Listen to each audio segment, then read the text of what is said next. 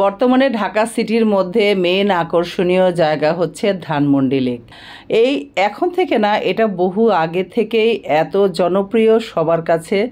কেউ যদি কোনো স্টুডেন্ট বা বড় বৃদ্ধ বয়োবৃদ্ধ যারাই আছে সবাই এখানে না এসেছে এমন লোক খুঁজে পাওয়া যাবে না। এখানে আসলেই মনটা একদম ঠান্ডা, প্রাণ শীতল হয়ে যায়। কারণ এখানের যে লেকের যে পানি এত সুন্দর, সবুজ ছায়া ঘন পরিবেশ, এত ভালো লাগা মনোরম পরিবেশের ভিতরে আসলে যে কারো মন ভালো হয়ে যাবে। আর শরীর স্বাস্থ্যের জন্য তো উপকারী। এখানে ছেলেমেয়েরা খেলছিল, আর এই যে এই রাস্তা ধরে সবাই হাঁটাহাঁটি করছিল অনেকক্ষণ ঘুরে আসার পরে। আর এই যে আমরা সবাই মিলে খাচ্ছিলাম ফুচকা। এই ফুচকা যে কি ভালো লাগছিল, একটু অন্যরকম খাওয়া দাওয়ার পরে সবাই একদম তুল কামাল ঘটিয়ে দিচ্ছিল কে কোনটা খাবে। কেউ ভরছিল, পানিতে ডুবাচ্ছিল, আবার কেউ ফাটাচ্ছিল, এরকম অবস্থা আর কি। এই যে আমার যা, সে তো বলছিল এইভাবে ফাটাতে হবে বলে টুস টুস করে ফাটাচ্ছে। আর একজন পানি ভরছে, আর একজন এটার ভিতরে মশলা দিচ্ছে, এটার ভিতরে যে ভর্তা দিতে হয় সেইটা। আসলে সবাই একসাথে মিলে এইসব খাবারগুলো খেলে যে কি ভালো লাগে। অবশেষে রাতেরও খাওয়া দাওয়া খেয়েছি আমরা, কারণ আমার গিয়েছিলাম ছোটো বোন ননদের বাসায়, তার বাসায় খাওয়া দাওয়া করলাম। রাতেও সে খাইয়ে দিয়েছে।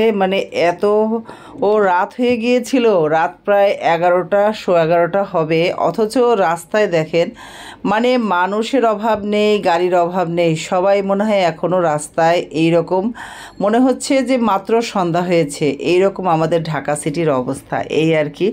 তো অনেক জ্যামই ছিল রাস্তায় বের হওয়ার পরে, অনেক মহাখালী পর্যন্ত জ্যাম ছিল। তারপরে অবশ্য ওভারব্রিজে যখন উঠেছি তখন জ্যামটা কম ছিল, খুব সুন্দরভাবে চলে আসছিলাম।